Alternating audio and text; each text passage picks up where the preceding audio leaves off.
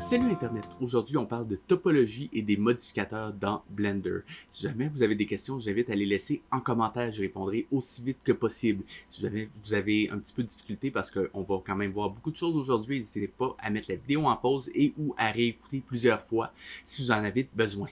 On se revoit à la fin. Donc, encore une fois, on va commencer par se débarrasser du splash screen comme on a l'habitude de le faire. Je clique ici, on ne l'a plus et on peut commencer à travailler dans notre scène. Aujourd'hui, j'en ai parlé un petit peu, on va parler principalement des modificateurs et de la topologie. Donc, on va commencer par la partie le fun, c'est-à-dire la topologie. Oui, je le sais, c'est une blague. Donc, première chose, je vais commencer par me mettre en mode edit sur mon cube et je vais faire volontairement une erreur dessus. C'est-à-dire, je vais couper une de mes faces pour faire deux triangles. Et voilà. Je vais maintenant faire une subdivision pour qu'on voit le problème que ça peut poser. En ce moment, c'est assez subtil. Si on regarde mon cube qui a été subdivisé, normalement, il devrait être symétrique et ressembler un peu à une sphère. Mais comme j'ai fait j'ai transformé une de mes faces en triangle, il y a un des côtés qui reste un peu plus anguleux. Et ça, c'est pas quelque chose que l'on veut. Donc ça me permet d'introduire la première règle de topologie. On ne veut pas utiliser de triangle. Donc, je vais faire un nouvel objet. Je vais faire une série d'objets qui va montrer chacune des erreurs de base en topologie. Je vais le tasser ici. Ce ne sera pas très long.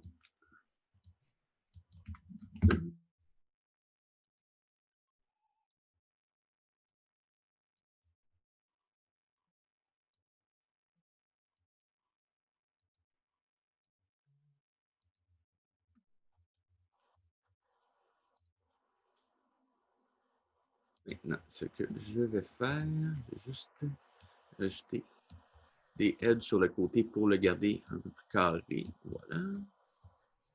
Et à partir de là, je vais me faire un triangle très bien placé. Et je subdivise le tout. Là, on voit encore plus les problèmes de géométrie que ça peut poser dans cette zone-ci. Ça n'a pas l'air trop problématique, mais quand on va commencer à l'animer, on va voir des défauts apparaître périodiquement sur l'endroit où est-ce qu'il y a le triangle. Je reviendrai un peu plus tard sur les triangles. Autre problème qu'on peut avoir assez rapidement en topologie, je vais créer un nouveau mesh, mais cette fois-ci un cylindre, et je vais me laisser le dessus en n-gon. Un n-gon, c'est n'importe quel polygone qui a plus que 4 côtés. Donc, si je viens juste me rajouter quelques loups sur le dessus,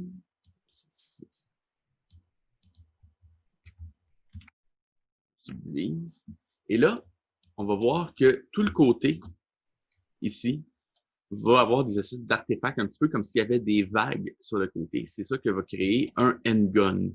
Et si je viens juste, petite seconde, on viendra ça tout à l'heure, rassurez-vous. Donc, voilà ce que ça donne d'un point de vue topologie, une fois subdivisé. Et c'est pour ça qu'on veut éviter ça. C'est mieux si je le mettais en mode objet.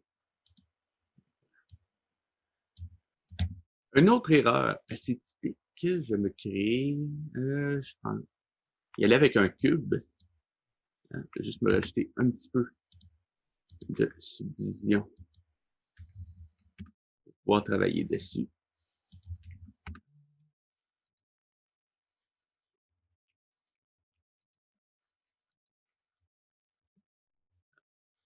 Et bon, si je prends un de mes polygones ici, juste sur le dessus, je vais le replacer comme ça. Je vais le déformer au maximum pour voir ce que ça peut donner. Et voilà. Ceci est une erreur. Pourquoi? Parce qu'en ce moment, on va avoir les polygones qui vont se battre pour l'espace intermédiaire entre les trois. Autrement dit, un polygone, on essaye de faire une surface plane. L'ordinateur essaye de prendre 4 points, ou 3 si on a un triangle, et de transformer ça en surface plane. C'est un petit peu comme s'il essayait de tendre un drap entre les 4 coins. Le problème, c'est que quand on a un polygone convexe, eh bien, on va avoir parfois la surface qui va essayer de, une fois subdivisée, de baver dans cette zone-ci, et l'ordinateur ne saura plus trop quoi faire de cette zone-là. Donc, un petit peu comme si on allait avoir deux polygones qui vont se superposer dans cette zone-ci. Je ne sais pas si on va l'avoir visuellement, le bug ici. Okay. Donc, c'est pas tous les logiciels qui le font. Des fois, ça apparaît, des fois non. Mais ça reste qu'un polygone qui a cette forme-là, on doit toujours s'en méfier.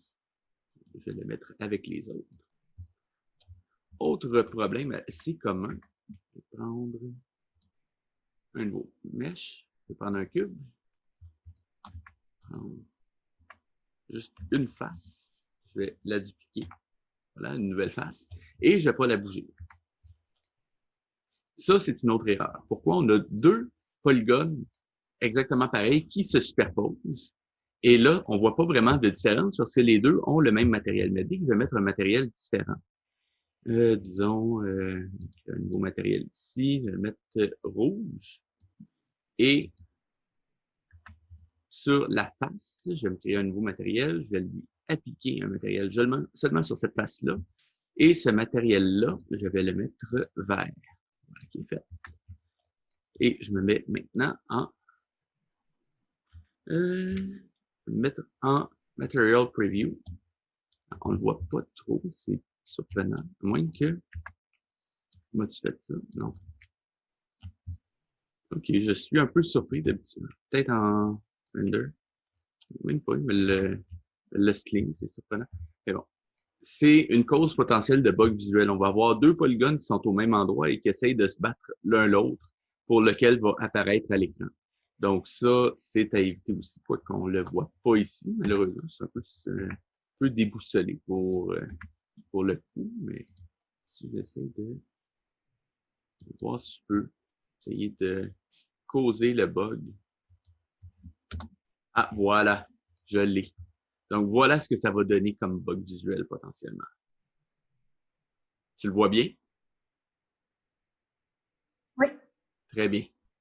Donc, ça, c'est pour cette raison-là, pardon, qu'on va essayer d'éviter d'avoir les polygones superposés exactement au même endroit. On a aussi ce qu'on appelle les surfaces non manifolds. Est-ce que tu as déjà entendu parler de ça? Oui.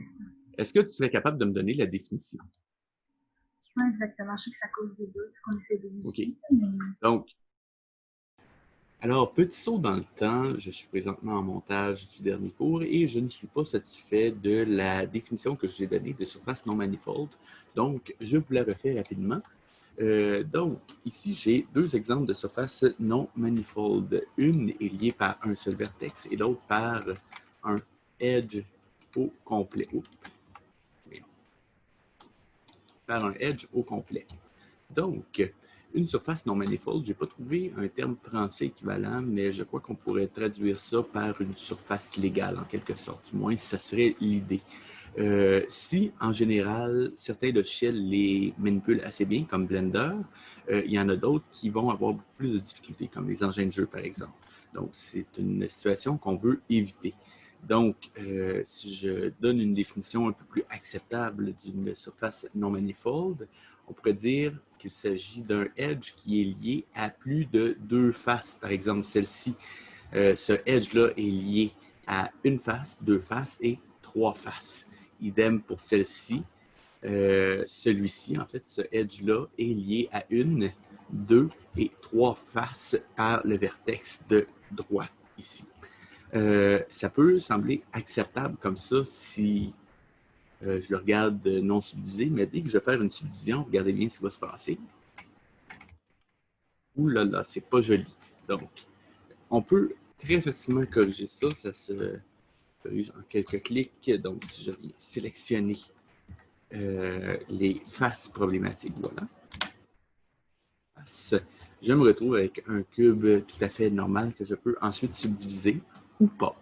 Pourquoi? Parce que ici, je vous ai caché une autre surface non manifold. Donc, encore une fois, il faut la sélectionner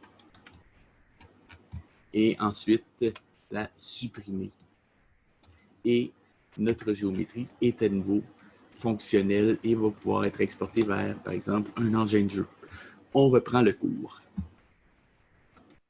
Ça, c'est ce qu'on appelle une surface non manifold et c'est pas très bon. Tu comprendras pourquoi. Mais avec les autres erreurs. Là, c'est pas vraiment une erreur de topologie que je vais montrer, mais c'est quelque chose qui est assez fréquent quand on commence en modélisation et qui peut laisser certaines personnes un peu dubitatives. Donc, si je me crée un cube, voilà, je vais enlever une des faces et je vais extruder une nouvelle que je ne vais pas fermer complètement. Je vais juste me mettre sur les vertex, ça va aller mieux. Voilà, et voilà. Donc, a priori, on a ici un cube, tout ce qu'il y a de plus normal. Mais si je fais une subdivision, je retrouve avec quelque chose qui ressemble à ça. Il y en a qui vont chercher très longtemps, qui se demandent qu'est-ce qui se passe, est-ce que j'ai fait une erreur? Oui. C'est simplement que les points qui sont sur le dessus ici ne sont pas connectés les uns avec les autres. Donc, ils ne vont pas se subdiviser de la même façon que s'ils étaient mergés les uns avec les autres.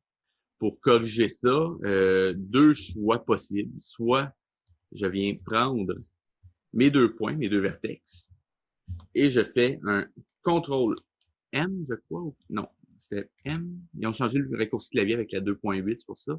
Donc, M au clavier et on va faire Merge at last. Donc, merger au dernier qu'on a sélectionné. Si c'était le premier que j'avais sélectionné, comme ceci, ça aurait été Merge at first. On peut aussi faire Merge at center qui va les merger au centre des deux. Ou l'autre possibilité qu'on peut avoir, là, je peux sélectionner tout mon mesh, aller dans Mesh, je crois que c'était Mesh, Clean Up, et là, je peux dire Limit Dissolve, et ça va, c'était pas Limit Dissolve, mon erreur, Mesh, Clean Up,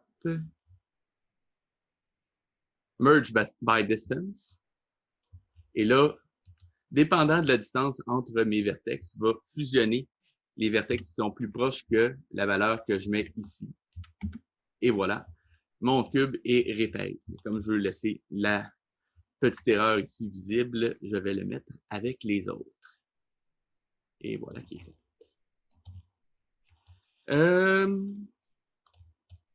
Donc, en gros, ce sont les principales erreurs qu'on va avoir tendance à faire pour une topologie de base. Il y en a d'autres un peu plus poussés, mais c'est surtout ceux-là qu'on risque de rencontrer le plus souvent. Je disais tantôt que je reviendrai sur les triangles parce que oui, les triangles sont permis en 3D dans certaines circonstances. Généralement, on veut que les triangles soient sur une surface plane et que la surface ne soit pas animée. Donc, si on a la surface d'une table, eh bien, on peut avoir au centre de la table un triangle, ça ne va pas poser de problème. Un autre moment où est-ce qu'on peut utiliser un triangle, c'est quand notre surface, nos polygones ne seront pas subdivisés. Parce que si on est simplement, par exemple, un jeu vidéo, dans un jeu vidéo, pardon, et qu'on a, par exemple, une montagne qui est constituée uniquement de triangles, tant qu'on ne fait pas de subdivision sur cet objet-là, il n'y aura pas de problème. Et d'ailleurs, si je veux, je peux prendre je vais prendre laquelle je prends. Je vais y aller avec une UV sphère.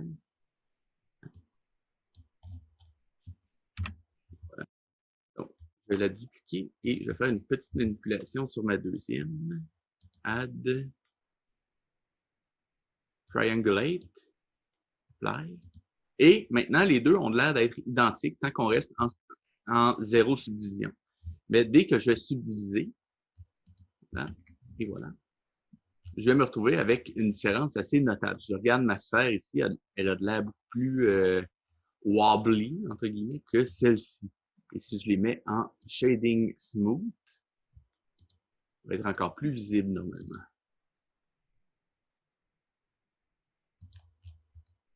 Donc, on voit qu'il y a des espèces de vagues qui se forment à la sphère, à la surface de la sphère que j'ai triangulisée. Et c'est pour ça que si on veut faire une subdivision, il ne faut pas avoir de triangle sur une surface courbe. Sur une surface plane, ça marche encore. Sur une surface courbe, ça ne marchera pas. Et encore une fois, si on garde 0 subdivision, ça va être quand même accepté parce que justement, on ne verra pas d'artefact apparaître. Jusque-là, pas de questions? Non.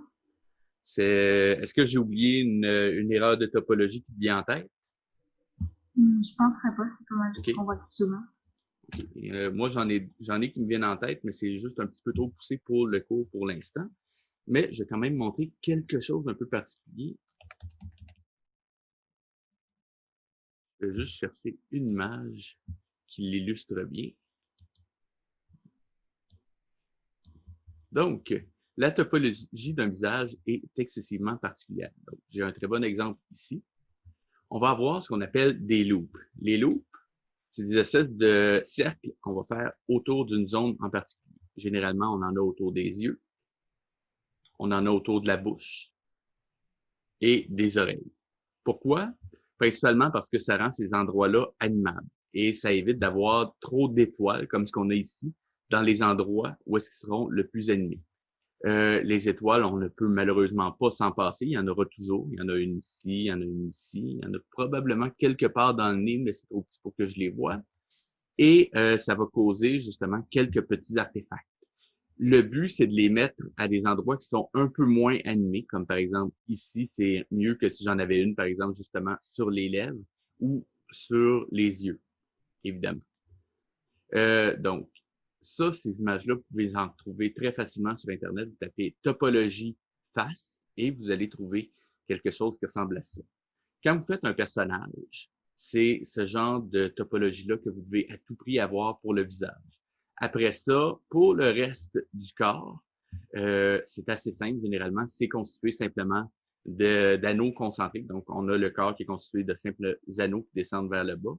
L'endroit où est-ce que c'est un peu plus particulier, c'est au niveau des épaules. On a généralement les épaules qui vont aller faire le bas des muscles pectoraux et derrière, ça va faire les omoplates. Et on va avoir une espèce de loop qui va partir un peu plus haut un peu plus haut que les épaules et on a une espèce de bifurcation qui s'en va vers l'intérieur qui va permettre d'avoir une espèce de forme un peu carrée dans cette zone-là. Ça se cache assez bien. L'étoile qu'il y a ici, à 3 branches, se cache assez bien généralement dans les clavicules. Idem pour l'autre à 5 qui est assez visible, l'autre à 3. Bref, cette zone-ci, comme il y a beaucoup de muscles, il y a beaucoup de petits détails, généralement, ça se cache assez bien et on n'aura pas de problème de ce côté-là. Je crois que ça fait assez bien le tour pour ça. Évidemment, c'est pas un cours de modeling de personnage qu'on a en ce moment, c'est vraiment une initiation de base à la topologie. Mais je crois qu'avec ça, ceux qui n'ont jamais fait de 3D pourront commencer à envisager à faire un premier personnage si le cœur leur en dit. J'ai bien fait ça, tu n'as rien à ajouter? Non. OK. Très bien. Donc, maintenant qu'on a vu les principes de topologie de base en 3D, je vais juste les supprimer, on n'en a plus besoin. On va parler des modificateurs. Donc, si je viens me créer, avec quoi je vais faire ça? Je vais commencer par une simple plane. Voilà. Ça devrait fonctionner. Donc, ici, j'ai un seul polygone. Et on va voir qu'est-ce qu'on peut lui faire subir juste avec des manipulateurs automatiques. Les manipulateurs, c'est une exclusivité un peu de Blender et ils ont des utilités excessivement variées. Par exemple, en 3D, on va faire ce qu'on appelle un rig, qui est un squelette qui rend un personnage, par exemple, animable. Ça peut être un personnage, des clés, une porte, ça peut être n'importe quoi. Mais souvent, on va l'utiliser pour un personnage. Et on va ensuite assigner à chaque os de ce squelette-là une partie de la géométrie qu'il va déformer. Dans Blender, on va utiliser un modificateur pour faire ça. Idem pour une subdivision. Normalement, c'est simplement une propriété qu'on rajoute à un mesh pour faire une subdivision. Dans Blender, c'est un modificateur. Et on continue comme ça. Donc, les modificateurs, c'est dans la petite clé à molette. J'en ai déjà parlé un petit peu dans le passé. Donc, la petite clé qui est ici, en fait, c'est une clé anglaise, pas une clé à molette, mon erreur. Dans les modificateurs, on ne va pas tous les voir parce qu'il y en a qui sont un petit peu obscurs et qui ne seraient pas utiles à quelqu'un qui commence en 3D, mais on va regarder les plus intéressants. Le premier que je vais montrer, c'est le Solidify. Le Solidify va donner une épaisseur à notre polygone, à notre mesh. Et ça, par exemple, si je veux faire des vêtements, ça peut être excessivement pratique si je veux leur donner une certaine épaisseur. Idem si c'est un drapeau ou autre variante du genre. Si j'ai un modificateur que j'ai ajouté, que je veux supprimer, je peux simplement cliquer sur le petit X ici pour m'en débarrasser. Ensuite de ça, j'ai, par exemple, si je fais subdivision de surface qu'on a déjà vu, c'est le même que si je fais CTRL 2, 3, 4, ça va me faire exactement le même modificateur. Ce qui va changer, c'est les valeurs que j'ai ici. Dans le viewport, j'ai la possibilité d'avoir 0, 1, 2, 3, 4, 5, 6, 7. Ah non, pas 7. Si je veux aller au-delà de 7, il faut que je rajoute un nouveau modificateur. Attention cependant, parce que si vous avez 3 subdivisions, ça ne veut pas dire que quand vous allez faire un rendu, vous allez avoir vos 3 subdivisions. Par exemple, en ce moment, j'ai mon polygone que j'ai subdivisé. Je suis très heureux de ça. Je le place dans ma caméra et je fais un rendu. Render, image. Et là, on va voir qu'est-ce qui se passe. Ah, tiens, je n'ai qu'un carré. Pourquoi?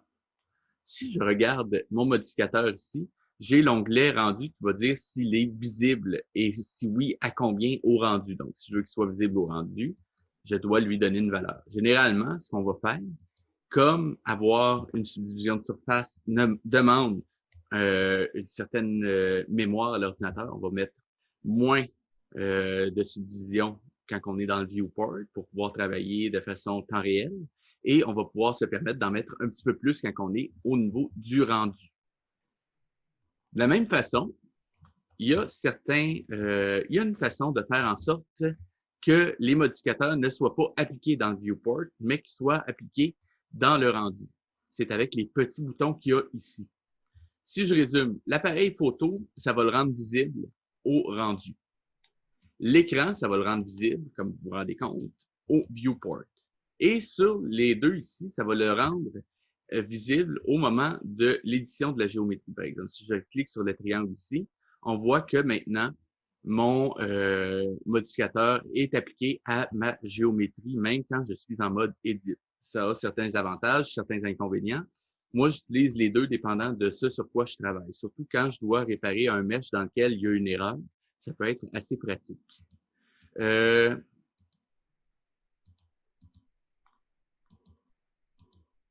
Celui-ci, la différence que ça a, c'est que ça enlève littéralement le modificateur quand je suis en mode Edit et quand j'en sors, ça le réapplique. En comparaison, si je l'ai, donc dès que je suis en mode Edit, je vois que mon objet reprend sa forme originelle et dès que je sors d'Edit, il reprend sa forme subdivisée avec le modificateur, tandis que si je l'ai d'activer, en mode Edit, il va garder sa forme subdivisée, la forme avec modificateur, mais on va voir en mode wireframe autour l'objet qui est dans sa forme de base. Encore une fois, dépendant de ce que je veux, je peux appliquer ces deux onglets-là, dépendant de ce que je fais ou de ce que je veux voir. Des questions? Non. Très bien. Maintenant, si je me débarrasse de ceci, dans les autres modificateurs qu'on a d'intéressant, on a le miroir qui ne fait absolument rien en ce moment parce que mon objet il est déjà centré, mais si je le décale dans l'axe des X et même dans l'axe des Y si je veux, je peux lui appliquer un miroir dans un ou plusieurs axes. qui va me permettre d'avoir un mesh qui est 100% symétrique. Donc, par exemple, si je devais modéliser un visage ou un personnage qui est symétrique de gauche à droite, bien, je pourrais très bien mettre simplement une symétrie en X et ça va me donner un modèle 100% symétrique. Ce qui peut me sauver quand même 50% du temps si je ne veux pas modéliser mon personnage deux fois, une fois de chaque côté. Donc, ça, c'est un autre qui a son utilité. Ça, les défailles, on l'a vu. Triangulate, ça va transformer mon objet en triangle. Aussi, juste essayer de le rendre visible, c'est pas facile en ce moment. Si je le mets, je vais le mettre en wireframe, je devrais le voir. Voici l'idée.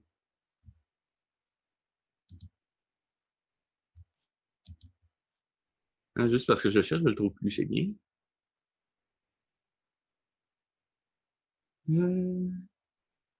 Viewport display, mais en wire. Et voilà, on voit maintenant que mon objet est constitué de triangles. Comparativement, si j'enlève ça, on voit que j'avais pas de triangle à l'origine. L'utilité de pouvoir transformer un objet en triangle, c'est principalement que certains logiciels, quand on va importer un objet, ne gèrent pas très bien les polygones à quatre côtés. D'ailleurs, un engin de jeu, quand on va utiliser le jeu vidéo lui-même, va trianguliser systématiquement tous les objets avant de les afficher. C'est simplement, pas rentrer dans les détails techniques derrière, mais c'est simplement une gestion nécessaire pour la carte graphique pour qu'il puisse afficher les polygones. Donc, ça, c'est dit. Je vais le remettre en shaded.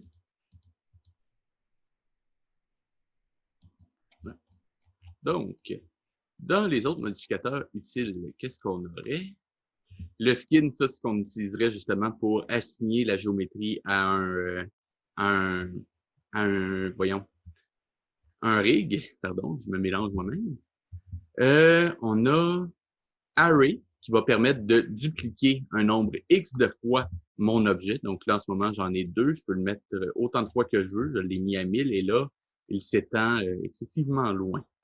Ça peut être assez pratique si jamais je veux peupler une scène de danseurs qui font exactement le même mouvement. Par exemple, je vais utiliser ça sur mon personnage et ça fonctionnerait.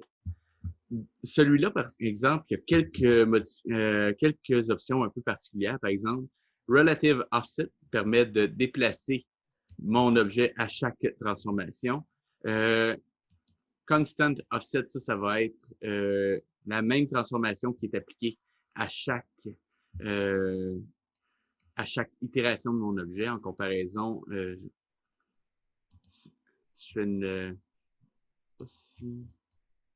juste mettre deux fois les mêmes valeurs. Je vais voir si j'arrive à faire sortir la différence entre les deux.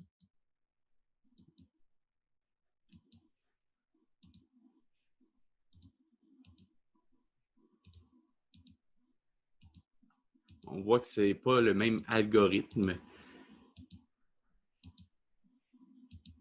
En gros, si je me trompe pas, je vais vérifier si je dis bien la bonne chose. C'est ça. Relative Offset va prendre en compte la taille de mon objet. Ça prend la taille de mon objet, ça rajoute la distance que j'ai mis et ça va placer mon autre objet à cet endroit-là. Tandis que Constant Offset, lui, ça va prendre simplement une valeur X et ça va le déplacer de temps. Par exemple, si je fais ça, je pourrais très facilement me faire une grille d'aération à partir de ça, très facilement. Et si je veux m'assurer qu'il y a une épaisseur, je vais juste aller comme ceci. J'ai dit que je faisais une grille d'aération, je vais le faire correctement, voilà. Et voilà. Et si je veux m'assurer qu'il y ait une épaisseur à chacune des lamelles, je pourrais très bien décider de dire que je fais un solidify ici, mettre avant pour gérer un peu mieux ma mémoire. Mettre un peu plus d'épaisseur. Et voilà. Je retrouve avec une grille d'aération en quelques secondes. Si je supprime le Solidify, je remets ça à un nombre plus raisonnable, disons 5. Voilà.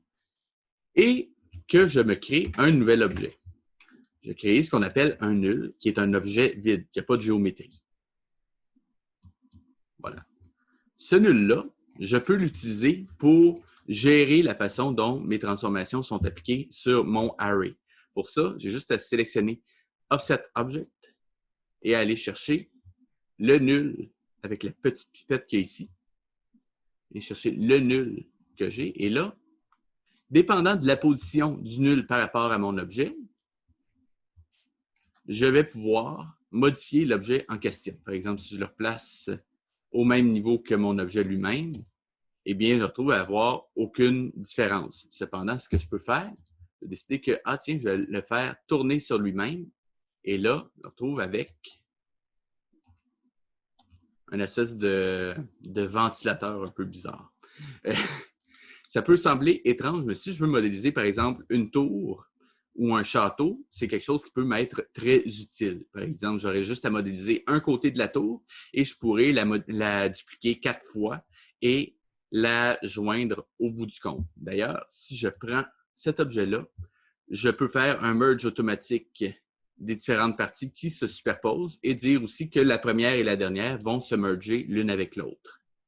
Donc, si je prends, supprimer ça, prendre, je vais mettre ça à 0, donnez-moi une petite seconde. Ah. Si je prends par exemple un cylindre, add cylindre, voilà. Et pour les besoins de l'exercice, je vais juste lui faire 6 côtés et je vais supprimer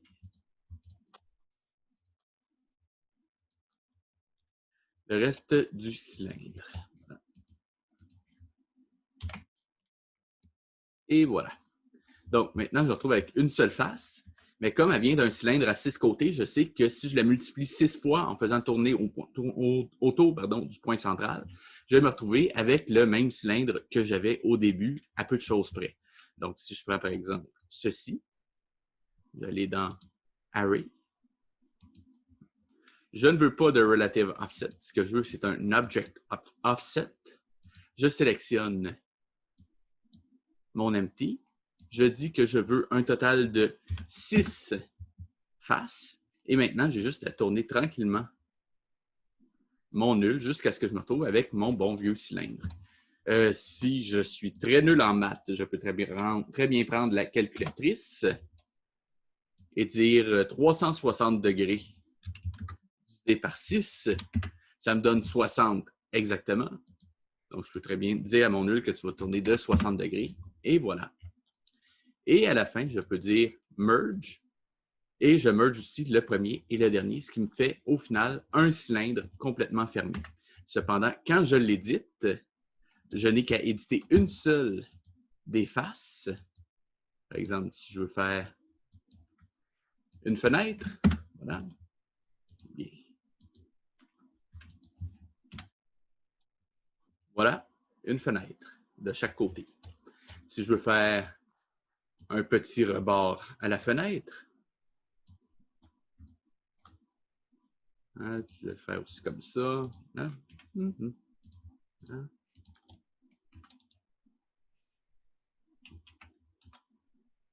Et voilà, je me retrouve avec une fenêtre avec un petit rebord de chaque côté. Et je peux continuer ainsi autant de fois que j'en ai besoin. Des questions? En compte en cours de modélisation, on veut finalement modifier seulement une fenêtre. Est-ce que c'est possible de briser ça? Pardon? Est-ce que c'est possible de briser cet effet-là de que chaque face est modifiée de la même façon en cours de modélisation?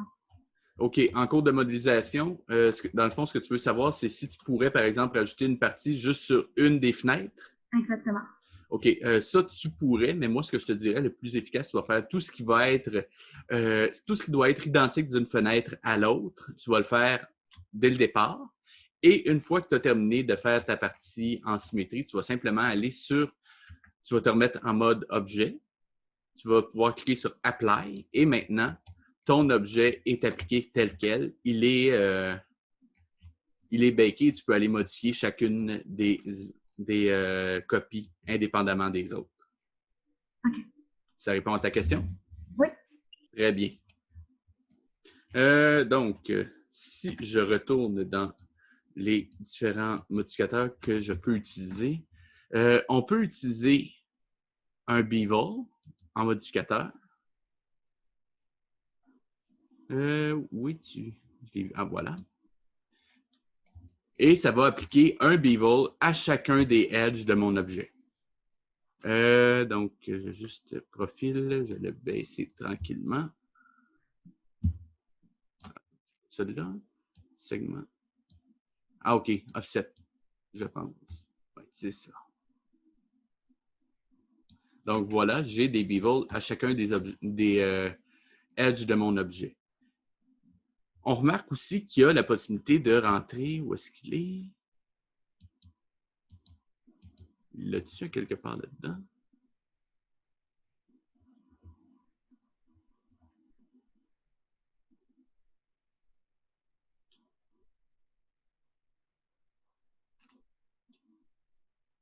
OK, il n'a pas celui-là. Parce que certains modificateurs nous permettent d'appliquer le modificateur seulement sur une partie de la géométrie, mais ça, on y reviendra un peu plus tard sur un autre modificateur. Donc, ce que je vais montrer aussi, je vais supprimer ça, je vais me faire Add Mesh. Prendre une grid de 200 par 200. Je la veux à, disons, 50 mètres. Ça me semble bien. Et voilà. Je peux utiliser le modificateur qu'on appelle un displacement, qui est ici, displace. Et là, ce qu'on va voir, si je le mets et que je l'enlève, vous allez voir ce qui se passe. J'ai déplacé mon mesh dans l'espace. Je le sais, c'est incroyable, mais ça a une utilité. Si je regarde, je peux appliquer à ce modificateur-là une texture. Donc, si je vais dans New, maintenant, il est plus modifié parce qu'il n'y a pas de texture de mis à l'intérieur. Mais si je descends dans l'onglet Texture, qui est l'espèce de petit damier ici, j'ai les textures. Et plus exactement, j'ai la texture que j'ai créée pour mon displacement. Ici, soit que je cherche moi-même un fichier d'une image qui va me servir à déplacer mon objet, soit que je prends ce qu'on appelle un fractal qui va me permettre d'avoir une image qui est générée automatiquement. Dans ce cas-ci, je vais me contenter d'un fractal et je vais utiliser le Voronoi. Et voilà. Maintenant, ce que j'ai, chaque endroit où est-ce que mon image est blanche, il est déplacé vers le haut. Chaque endroit où est-ce que mon image est noire, mon objet est déplacé vers le bas. Et je peux décider à quel point je veux que ce soit fort comme déplacement en utilisant le strength, ici. Donc, si je veux que ce soit très léger, je peux le mettre à 0,05. Et le midpoint, ça va décider quel est mon centre. Par exemple, si je le mets à 0, eh bien, tout ce qui va être plus blanc que noir va se déplacer vers le haut. Si je le mets à 1, à ce moment-là, tout ce qui est plus noir que blanc va se déplacer vers le bas.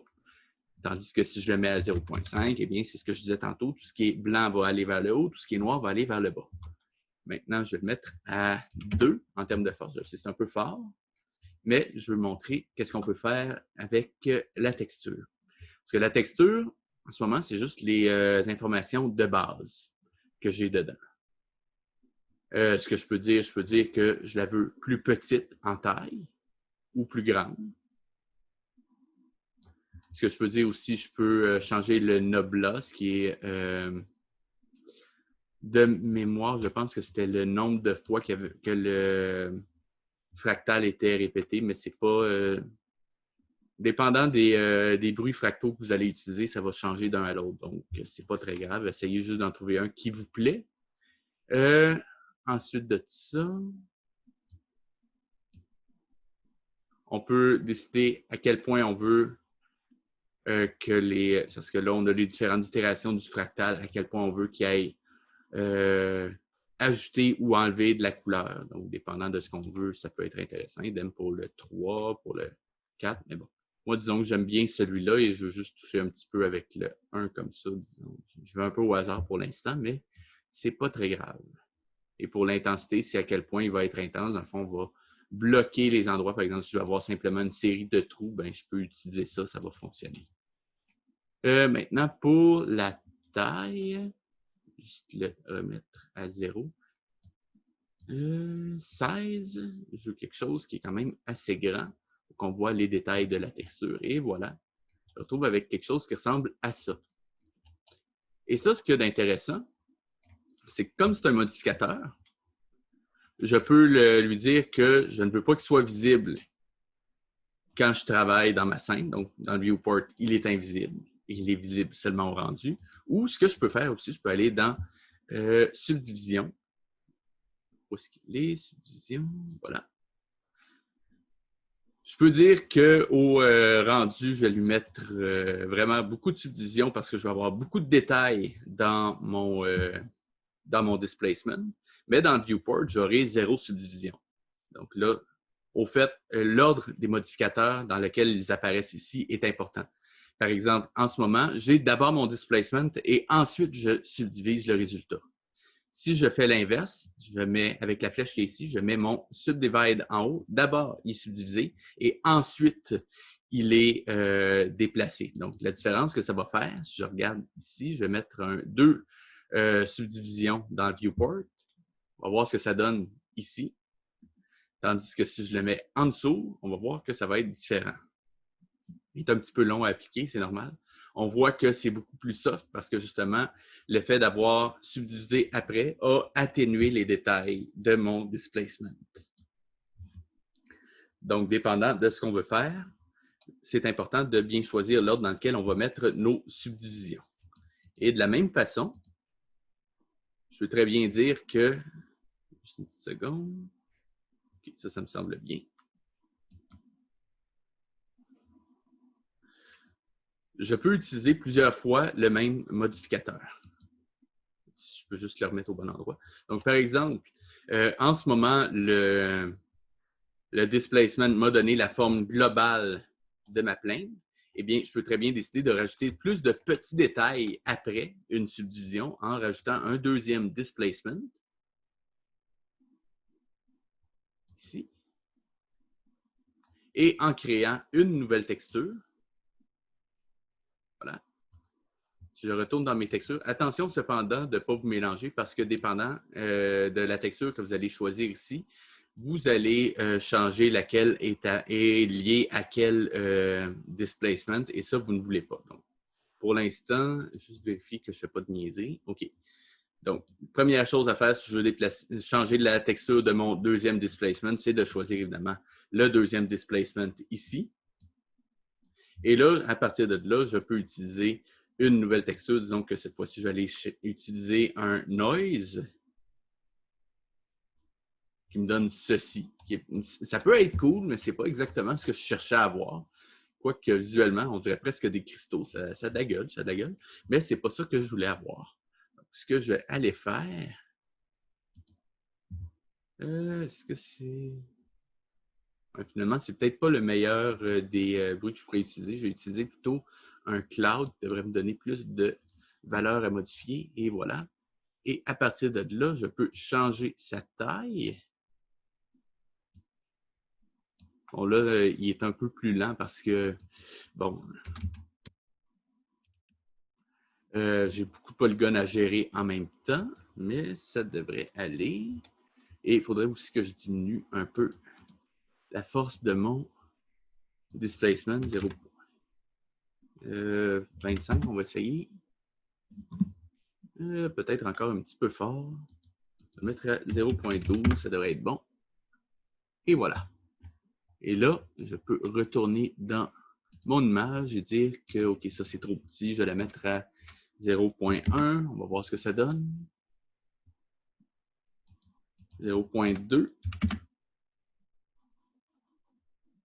Un peu trop petit, je dirais que 0.4, ça devrait aller. Et voilà.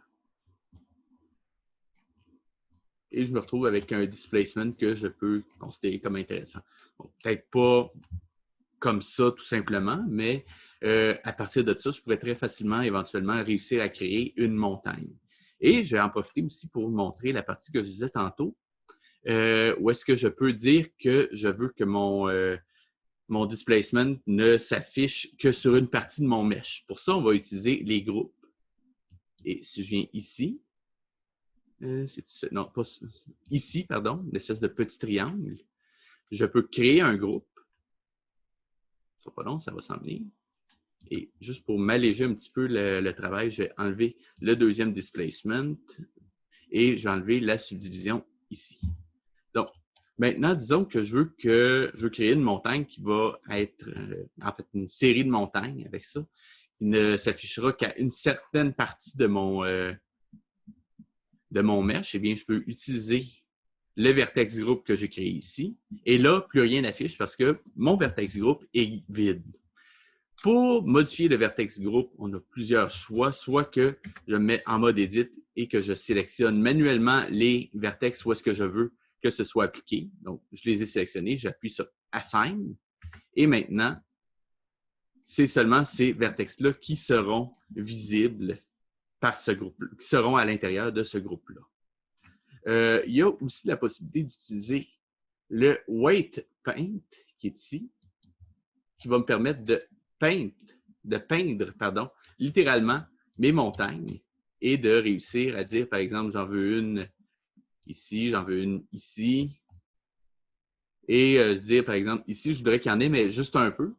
Donc, si je vais dans Tool ici, je peux diminuer la force du weight que je mets et dire que j'en ai juste un petit peu dans cette zone-ci.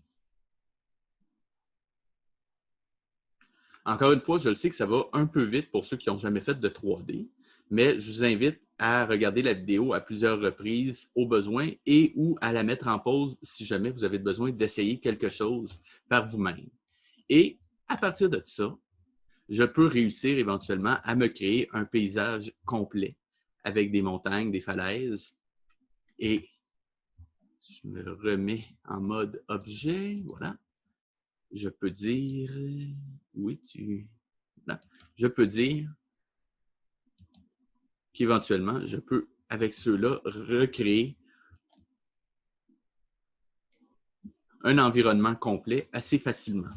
Il y a aussi la possibilité de faire de la génération de terrain automatique dans Blender, mais on verra ça un petit peu plus tard.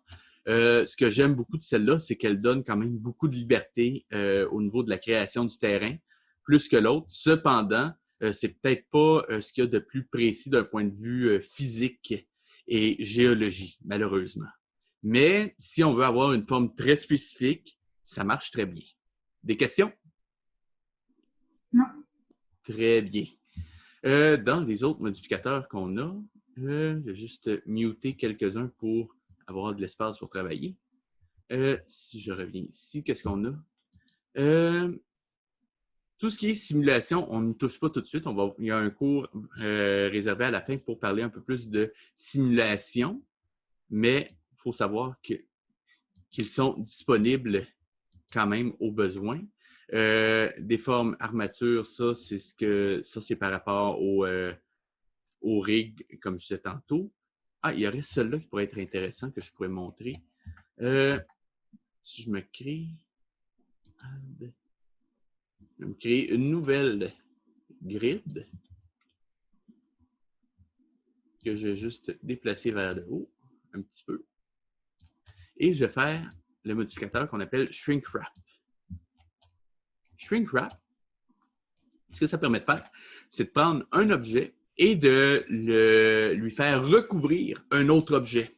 Par exemple, si je sélectionne ma première grid de tout à l'heure,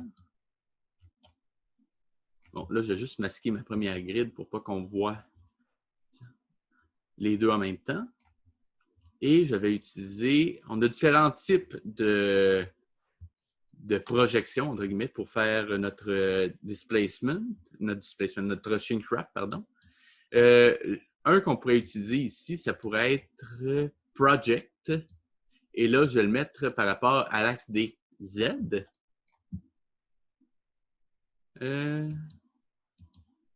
Z. Là. Et je me retrouve maintenant avec la géométrie de ma nouvelle plane qui reprend la forme de ma plane originale, mais sans avoir d'autres modificateurs que ceux-là. Ça a une utilité, surtout quand on va commencer à faire de la retopologie. On va en parler un peu plus la semaine prochaine, mais souvent, quand on va avoir un personnage à modéliser, on va le sculpter avec des outils de sculpture et ensuite, on va refaire une topologie avec les loups qu'on a vus tout à l'heure autour de la bouche et des yeux. Donc, c'est quelque chose qui est possible de faire, entre autres, avec le shrink wrap, qui marche quand même assez bien. Généralement, j'utilise le shrink wrap et le magnétisme qui marchent ensemble assez bien pour faire de la retopologie dans Blender. Qu'est-ce qu'on a d'autre aussi qu'on pourrait voir rapidement? Bon, il y a celle-là, mais j'ai besoin de mon autre plane. Voilà. Ici. Et oh. Voilà. Si je prends, entre autres, Smooth, là, on a plusieurs types de Smooth. Ils font un peu la même chose, mais avec des algorithmes un peu différents. Donc, les résultats varient d'un à l'autre. Dépendant de ce que vous allez en faire, certains vont marcher mieux dans certaines situations et d'autres. Bref, ne vous gênez pas pour utiliser un ou l'autre et en essayer plusieurs au besoin. Donc, si je prends Smooth, voir ce que ça fait. Je repeat, on va voir ce que ça donne. Ça vient atténuer les détails de mon objet. Et je peux augmenter aussi le facteur qui va rendre ça. Oh, là, j'ai été peut-être trop loin. Ça n'a pas aimé. Voilà. Donc, c'est une possibilité aussi. Donc, dans les modificateurs qu'on peut utiliser, Hook, on ne va pas y toucher parce que ça, c'est surtout pour de la déformation et du rigging. On ne va pas en parler tout de suite. Lattice, ça, j'en ai parlé dans le premier cours, si je me rappelle bien. Si je me crée une lattice, où es-tu? Voilà. Je vais m'assurer que ma lattice est assez grande. J'avais dit que c'était 50 mètres, si je me rappelle bien. Et voilà, j'ai une lattice de 50 mètres. Ça fonctionne. Je peux dire à mon objet qu'il va être modifié par la forme de la lattice en question. Si je prends par exemple lattice, je choisis la lattice. Et maintenant, si je modifie la lattice, mon objet suit avec la lattice. Bon, ça a l'air de rien comme ça, mais si je supprime la lattice, j'en crée une nouvelle.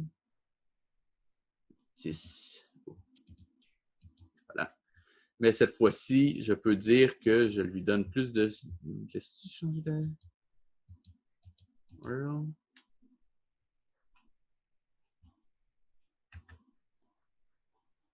Ne laisse pas la chambre. OK. Ça fait longtemps que je n'ai pas utilisé de lattice, mais je sais qu'on peut rajouter des subdivisions à la lattice, mais on y reviendra un peu. Ah, peut-être ici.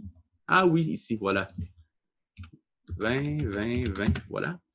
J'ai donc une lattice qui a 20 subdivisions par 20 subdivisions par 20 subdivisions. Je peux décider de prendre mon objet ici, aller lui mettre un modificateur de lattice qui était resté là, donc c'est bon, voilà. Et maintenant, si je modifie ma lattice, on voit qu'il y a des points partout. Je peux prendre ceux qui sont ici et les modifier. Et voilà. Je trouve à pouvoir modifier mon terrain à partir de cette matrice-là, la lattice. C'est une utilité, mais c'est peut-être pas non plus le... C'est pas la technique que j'utilise le plus souvent pour être honnête. Mais bon, c'est pas grave.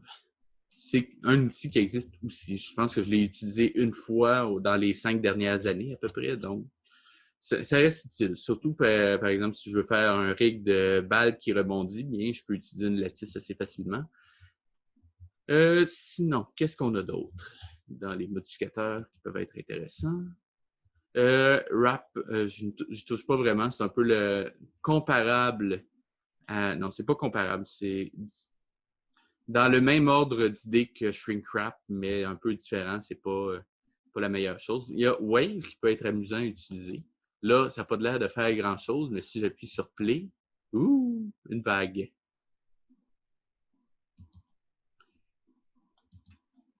Donc, on a les vagues, ça c'est bon. Simple deform, c'est une simple déformation. C'est surprenant. Il y a différentes modifications, transformations qu'on peut faire au besoin.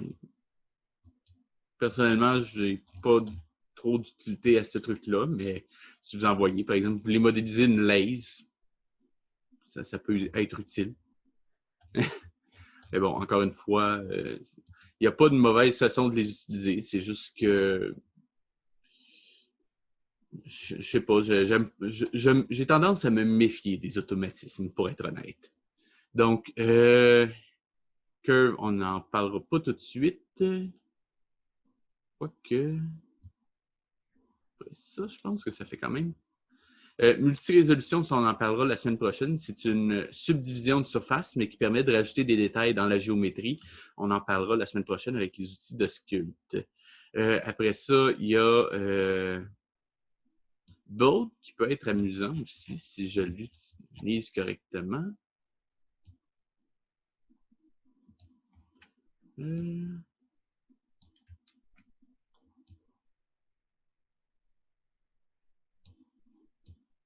Ce que ça va faire, ça va construire votre objet comme ça. Donc, start, c'est où est-ce que ça commence, donc la frame 1. Où est-ce que ça finit, je vais la mettre à la frame 100. Et si je le mets à randomize, voilà ce qui va se passer. Ça va se construire comme ça.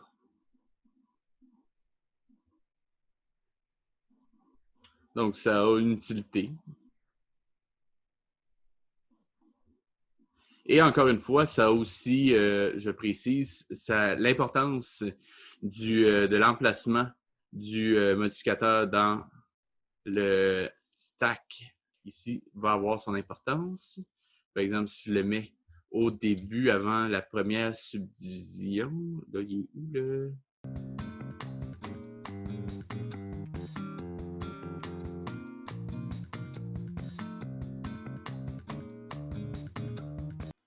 Et voilà.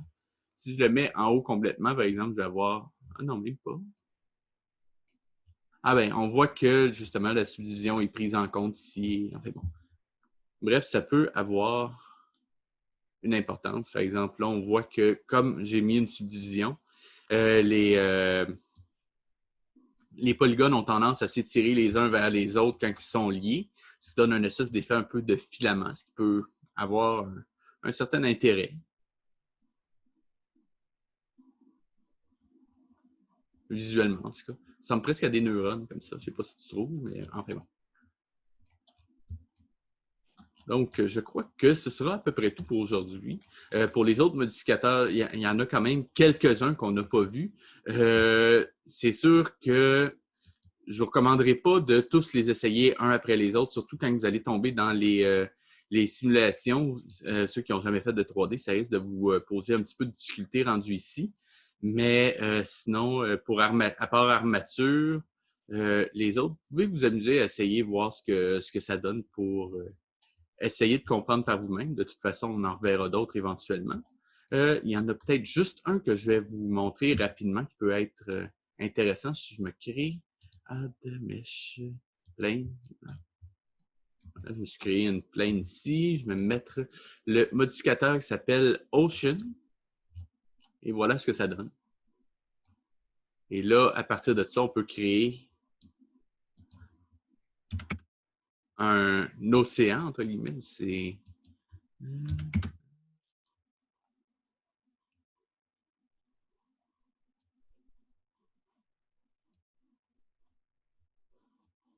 C'est juste que c'est excessivement lourd à calculer, par exemple. Comme on voit là, je ne sais pas s'il va réussir à revenir, mais ça peut planter assez facilement si on met trop de résolution à l'intérieur. Mais c'est quand même très pratique quand on... Ah, et voilà, il est parti. Donc, de toute façon, je crois que ce sera tout pour aujourd'hui. Est-ce que tu as des questions? Non, c'est clair. Okay. Ah, et il est revenu. Donc, justement, on voit justement à quel point on peut avoir beaucoup de détails dans l'océan. On le voit ici quand même assez bien. Mais il faut quand même faire très attention pour ne pas surcharger notre appareil parce que là, bon, je l'ai presque tué. Il est revenu à la dernière seconde. Mais c'est quelque chose qui peut avoir même un certain intérêt si on fait des paysages, par exemple, ou des îles, ou enfin bon. Bref, océan.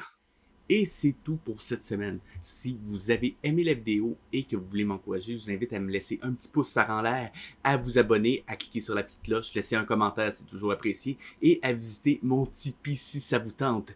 Je vous remercie. À la prochaine!